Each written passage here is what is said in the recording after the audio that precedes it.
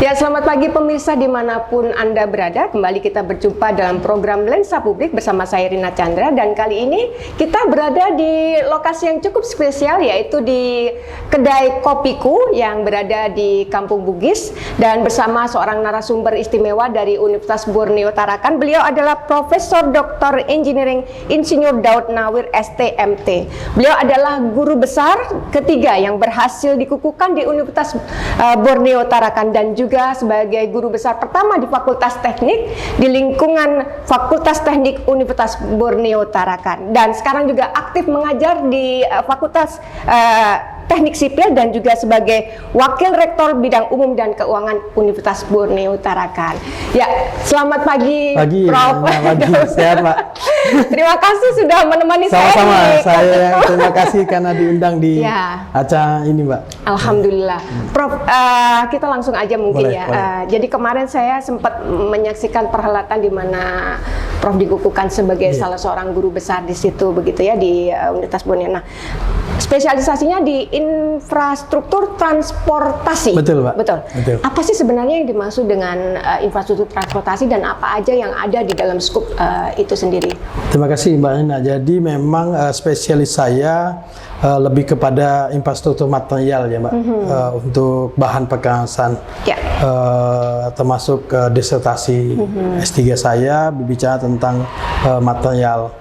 Nah, hal ini berkaitan dengan menjadi himpun ilmu di sipil, terutama di himpun ilmu transportasi.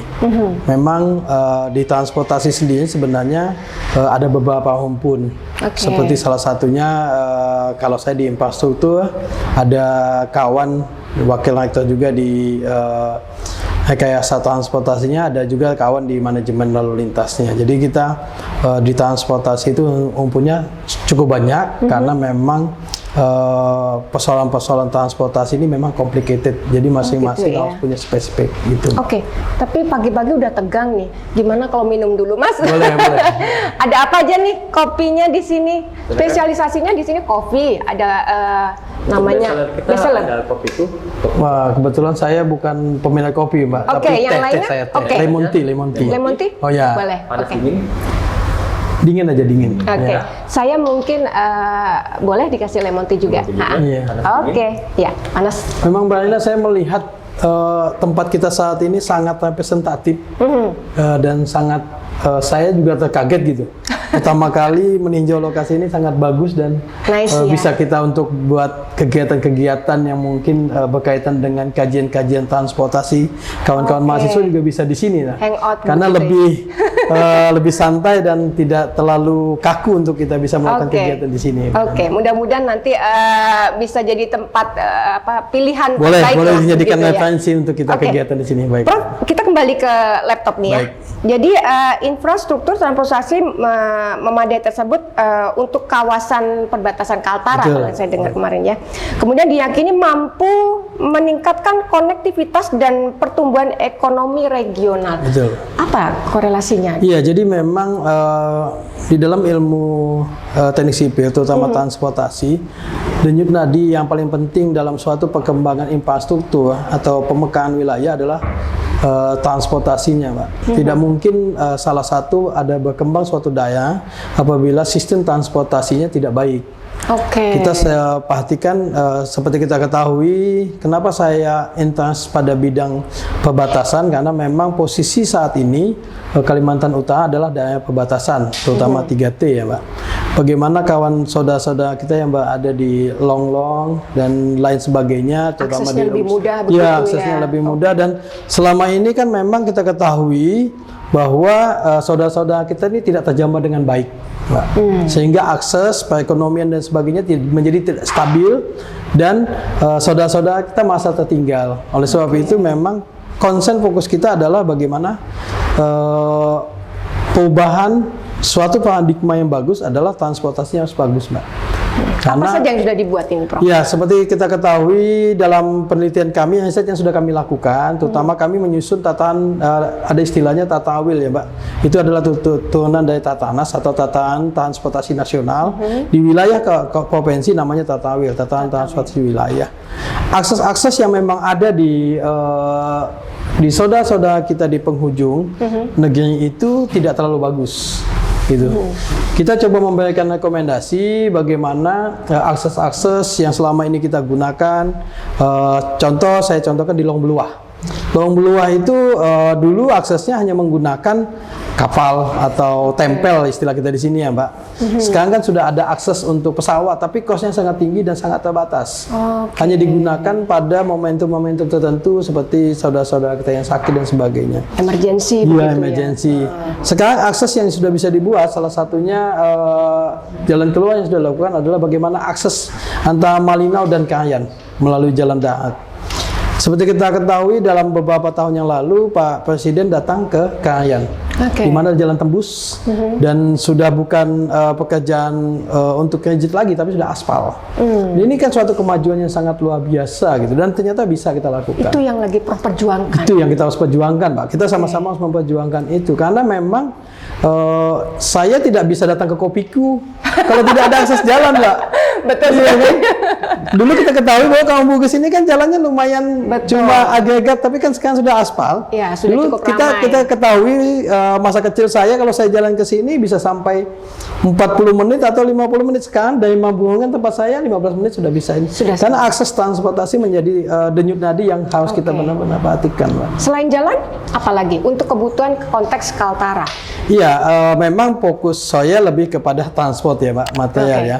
Kalau kita bicara yang lain, maka dia akan beringan seirama dengan bagaimana sistem transportasi jalan yang ada. Giat ekonomi akan meningkat, Mbak. Contoh di teman-teman di saudara kita di Kahayan sampai saat ini kan masih menggunakan akses perbatasan Malaysia untuk belanja. Pakai pesawat khusus untuk dan lain sebagainya. Kosnya itu, sangat mahal kan, Mbak. Sementara kita punya sumber daya yang cukup memadai gitu. Seperti di Malinau kan akses Kalimantan besar. Kahayan itu akses Kalimantan besar, walaupun kan tidak termasuk akses Kalimantan besar ya, Mbak, kepulauan dia, karena dia bentuknya lebih kepulauan. Tapi seharusnya secara logika kawan saudara-saudara kita yang di long-long itu yang harusnya menikmati lebih baik daripada kita, karena mereka masuk dalam wilayah Kalimantan besar, Borneo besar. Ini kan jadi minus, Mbak. Persoalan bertahun-tahun yang terjadi adalah akses transportasi gitu. Seperti dulu kita dengar bahwa kita contoh ya, dari Long Pujungan sampai dengan ke Bulungan itu bisa diakses, kalau dulu bisa sampai berminggu-minggu gitu. Untuk bisa sampai ke sana. Untuk bisa sampai ke situ gitu. Sekarang? Alhamdulillah dengan sekarang ada sistem, umpama saya ambil contoh dari Tanjung Selor, kita tembus Pejalin, kita tembus sampai ke Mas 1, dari Mas 1 kita bisa tembus ke Long Peso kita bisa tembus sampai ke Long Pujungan, walaupun kita ada tetap akses laut yang memang sungai yang memang kita tempuh, tetapi tidak memakan waktu lama seperti saat ini, Mbak. Ini ya kan sebenarnya luas ya, tidak hanya melulu ada Tarakan, tapi sebenarnya sangat banyak sekali tempat-tempat yang potensi untuk dikunjungi, tapi karena masalah transportasi dan jalan tadi akhirnya banyak kendala begitu. Ngomong soal kendala, apa sih sebenarnya kendala dari pembangunan infrastruktur yang ada selama ini dari hasil riset yang dilakukan oleh Prof Daud? Pembiayaan, Mbak. Pembiayaan, karena kan memang tidak bisa dipungkiri, memang hoti-hoti pembangunan itu kan dibagi bukan hanya di Kalimantan Utara, tetapi di Papua dan hal lain sebagainya ya, Pak. Dengan pendapatan PAD kita yang tidak terlalu besar, dengan akses Kalimantan Utara yang begitu besarnya, sehingga saya juga berpikir bahwa kepala daerah juga semua menjadi prioritas ya, Mbak. Iya. Semua sambil diminum, Pak? Iya, Mbak. Semua menjadi prioritas, hanya saja memang beliau saat ini gubernur lagi memikirkan bagaimana akses-akses di perbatasan bisa dibuka gitu. Seperti kita ketahui, termasuk di Ekuator juga sudah pernah disiarkan, saya pernah lihat bahwa Pak Gubernur juga melakukan noco menggunakan kendaraan untuk akses sepeda motor yang bisa dimasukkan. Ini kan salah satu pencapaian yang sangat luar biasa, Mbak. Gitu. Kadang-kadang masyarakat kita berpikir bagaimana akses jalan, Mbak. ini yang menjadi penting gitu. Mereka bekerja sekuat apapun, tapi hasil tanam, hasil ladang mereka apabila tidak bisa di-deliver begitu nggak ya. bisa, Mbak. Nggak ada artinya kan. Nah sekarang alhamdulillah sudah bisa dibawa. Kalau kita lihat pergerakan perekonomian Malinau sudah bagus karena didukung oleh daerah-daerah kecil yang ada di sekitar Malinau itu. Sambil diminum, Prof.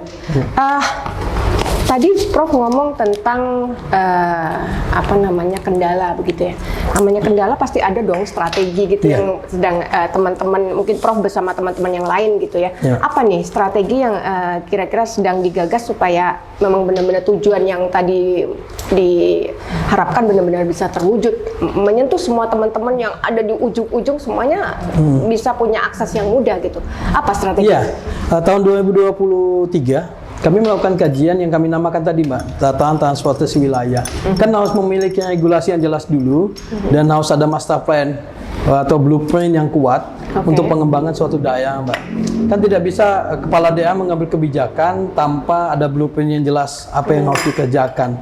Nah, kita bantu dalam hal ini Universitas Borneo Utara akan bekerja sama dengan Dinas Perhubungan Provinsi Kalimantan Utara menyusun namanya dokumen tataan transportasi wilayah. Nah, tata wil ini digunakan sebagai salah satu dokumen pendukung untuk dibawa ke pusat, untuk kita melihatkan ke pusat bahwa ini kondisi eksisten kita dan pembiayaan yang kita butuhkan untuk ini gitu. Yang menjadi prioritas 1, 2, dan 3 tuh ini yang menjadi acuan kita untuk mendapatkan bantuan gitu. Memang kalau tidak ada blueprint atau dokumen ini juga tidak bisa. Pusat biasanya menanyakan, Mbak, mana yang menjadi prioritas karena kan keterbatasan anggaran gitu. Kan yang lebih menarik lagi, kita dimenangkan pada posisi demografi yang menguntungkan, Mbak, dengan terbentuknya IKN. Ini kan kita menjadi penopang dari IKN. Ini akan menjadi suatu saat saya yakin dan percaya dengan apa yang sudah disampaikan tim IKN bahwa satu daerah penopang seperti Kalimantan Utara akan menjadi acuan dan rujukan yang jelas untuk pengembangan ke depannya gitu. Jadi juga itulah yang menyebabkan Presiden Jokowi juga sangat concern terhadap yang namanya Borneo ini gitu ya. Betul sekali. Prof tadi sudah ngomong secara in general. Saya coba masuk ke kampus nih. Iya, Mbak. Spesifik ke Universitas Borneo. Boleh. Jadi peningkatan kualitas infrastruktur transportasi di Kaltara tadi, apakah sejatinya berdampak juga langsung terhadap perkembangan UGT saat ini? Jelas sekali, Mbak. Saya contoh gini, Mbak. Saya mengajar dari tahun 2003 ya, Mbak. Dulu ada mahasiswa saya ada yang tinggal di Datadian di Malinau. Sebelah mana tuh? Iya, Datadian ya, Pak, di Kayan Hulu namanya. Oh iya, Kalau mereka dulu akses untuk pulang cuti atau libur kuliah, mereka tidak akan pulang, Mbak. Karena mereka harus melewati salah satu akses di Kalimantan Tengah. Jadi Mbak bisa bayangkan dulu kita Kaltim, Balikpapan, Kalteng, dari Kalteng baru bisa masuk ke Datadian atau Long. Itu memakan waktu yang lama dan biaya kos. Sehingga ada ya mahasiswanya yang dulu kuliah dari sana? Ada dulu, Mbak. Sebelum kita memekah jadi Kalimantan Utara ya, Mbak. Jadi kosnya tinggi dan biaya yang tinggi dan waktu yang lama. Tapi sekarang sudah enggak, Mbak. Cukup sampai di Malinau, naik sepeda ke Malinau, dari Malinau sudah bisa langsung akses ke Datadian dan disediakan fasilitas oleh negara. Ini berdampak langsung kepada Universitas Borneo, Mbak. Dulu orang lebih memilih pada akses terdekat seperti di Unmul atau di ULM Banjarmasin atau di UPR Palangkaraya atau di Tanjung Pua gitu. Tapi sekarang dengan akses yang sudah ada, malah kawan-kawan lebih melihat prospek yang lebih dekat dan mereka kapanpun ada kebutuhan apapun bisa untuk pulang karena sistem transportasi yang sudah sangat bagus dan armada yang sudah banyak saat ini, Mbak. Gitu, Mbak. Ya, berarti kalau dari awal tadi Prof ngajar dan sebagainya, sekarang jumlah mahasiswa ada kenaikan sampai hingga berapa persen? Sangat signifikan sekali, Mbak. Sampai sekitar? Ya, kita bicara apple to apple ya, Mbak. Maksudnya kita bicaranya pada saat kita PTN 2010. Kalau kita dulu 2000 sampai dengan 2010 PTS mungkin tolak ukurnya berbeda ya, Mbak, parameternya. Kita bicara tentang PTN. Pada saat PTN pertama kali kita 2010, jumlah mahasiswa kita tuh hanya 4.200. 4.200. Saat ini sudah 10.522. Itu peningkatannya 14 tahun dengan masa 14 tahun itu untuk suatu perguruan tinggi negeri itu belum terlalu lama, Mbak. Masih ini. Itu peningkatannya sudah hampir melebihi 100% peningkatan. Itu ditunjang dengan pembukaan program studi baru dan infrastruktur yang ada di kampus. Jadi tidak mungkin suatu perkembangan di kampus apabila infrastrukturnya juga tidak mendukung, Mbak. Gitu. Itu yang menjadi hal yang core bisnis kita adalah mahasiswa, Mbak. UBT itu PAD-nya, PNBP-nya adalah mahasiswa, ya, Pak. Jadi kalau mahasiswanya banyak, otomatis pembangunannya juga akan kampus itu kuat. juga menggeliat, berkembang dan bertumbuh. Dan perekonomian di sekitar kampus juga akan tumbuh. Gitu, ada Pak. kos-kosan, kafe dan sebagainya. Oke. Sudah ini, Pak. Ya, menarik sini. Dari tahun 2001 kalau nggak salah UB berdiri. 2000, Pak. 2000 ya. 2000 kemudian statusnya berubah menjadi perguruan tinggi negeri di tahun 2010 gitu. Apa saja infrastruktur, sarana dan prasarana yang saat ini sudah dimiliki di UB dibandingkan dengan mungkin periode yang lama begitu, Prof? Baik, Pak. Memang masa untuk pembangunan itu setelah Pak Prof. Adipaton memimpin, ya, Pak, di 2017. Pada saat kita PTS maupun PTN itu lebih banyak sumbangannya adalah pemerintah kota karena yayasan yang dikelola oleh pemerintah kota pada saat itu. Setelah kita menjadi PTN, gedung itu tidak berubah yang signifikan sampai kita mendapatkan pembangunan gedung Fakultas Ilmu Kesehatan, Fakultas Keguruan Ilmu Pendidikan, Laboratorium Terpadu, Laboratorium Sentral Ilmu Hayati, Usunawa dan sebagainya. Itu pada saat Pak Rektor Prof. Adipaton memimpin sampai dengan saat ini. Dan tahun ini kita akan membangun gedung 4 lantai Fakultas Kedokteran, Mbak. Nah, ini dia. Ya, jadi kita untuk menunjang pembangunan Kalimantan Utara itu konsepnya yang disampaikan oleh Pak Rektor adalah bagaimana kami sebagai wakil beliau yang membantu beliau untuk menjalankan roda pelaksanaan kegiatan di kampus harus berpikir lebih luas gitu, lebih luas, punya jaringan yang bagus sehingga pembangunan itu. Pada saat itu kita punya gedung mangkrak. Namanya KDP, Mbak, konstruksi dalam pekerjaan itu hampir 3 tahun dia mangkrak dan tidak bisa digunakan. Kita selesaikan di tahun itu juga dengan bantuan dari pusat, terutama dari Kementerian PUPR. Tahun berikutnya kita dapat namanya sukuk. Karena memang yang beliau lakukan adalah bagaimana kita mau menerima mahasiswa sementara kita nggak ada infrastruktur. Itu masalahnya nggak ada gitu. Dulu Fakultas Ilmu Kesehatan itu tahun 2017 dia nggak punya gedung, Mbak. Karena begitu ya? Secara historis kan Fakultas Ilmu Kesehatan ini dulu kan AKPA pemerintah, Pak. AKPA Pemkot istilahnya dulu. Lalu dimasukkan ke kita, lalu dia lebih ke SMP 3, ke Fakultas Hukum. Akhirnya kita berpikir bagaimana dia punya gedung sendiri dan sekarang alhamdulillah dia bisa menambah 3 prodi lagi. Fakultas Equip dia punya gedung baru juga dia menambah beberapa prodi lagi. Begitu terus, Pak. Berkembangnya gitu. Noel, nowadays saat ini apa aja realnya jurusan atau fakultas yang dimiliki oleh Universitas Borneo? Selain tadi Prof menyampaikan Fakultas Kedokteran is coming soon ya. Nah, yang lainnya apa nih yang sudah dimiliki jurusannya? Iya, untuk fakultas kan kita memang sebelum ada Fakultas Kedokteran kan kita punya Fakultas Pertanian, Perikanan, Ilmu Kelautan, kita punya Fakultas Teknik, Fakultas Ilmu Kesehatan, Fakultas Keguruan Ilmu Pendidikan, Fakultas Hukum, Fakultas dan Fakultas Teknik, ya, Mbak. Alhamdulillah kita nambah 1 fakultas lagi, Fakultas Kedokteran. Fakultas Kedokteran ini memiliki 2 program studi, yaitu pendidikan kedokteran dan pendidikan profesi kedokterannya. Ini akan menjadi momentum, Mbak. Kalau di kementerian itu selalu dibilang kalau kita memiliki Fakultas Kedokteran itu sama dengan 1 fakultas sama dengan kita memiliki 7 fakultas, Mbak. Karena memang Fakultas Kedokteran ini omsetnya sangat besar dan peminatnya sangat besar, Mbak.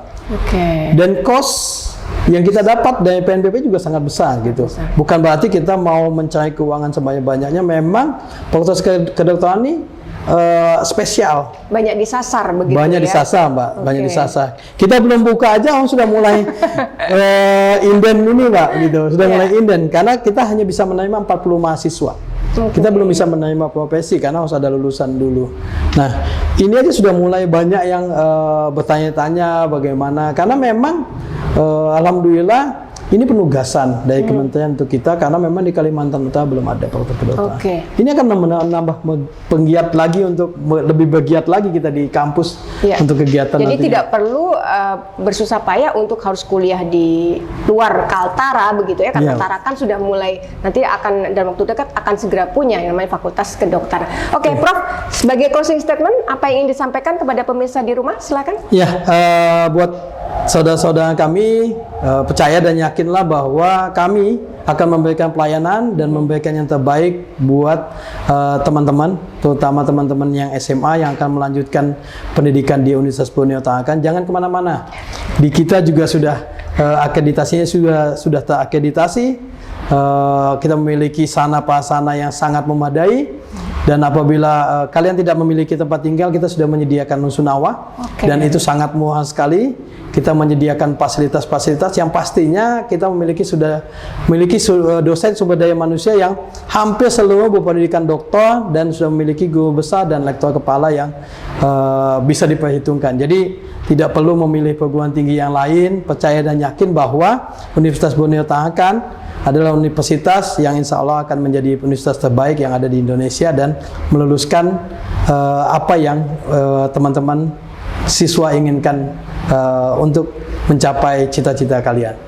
Oke, Prof, terima kasih banyak ngobrolnya pagi ini. Iya, terima kasih banyak. Mudah-mudahan kita bisa ketemu lagi pada kesempatan. Ya, pemirsa dimanapun Anda berada, demikian tadi perbincangan saya dengan Prof. Daud Nawir yang membahas tentang infrastruktur transportasi khususnya di Kalimantan Utara. Saya Rina Chandra, terima kasih atas perhatiannya. Salam.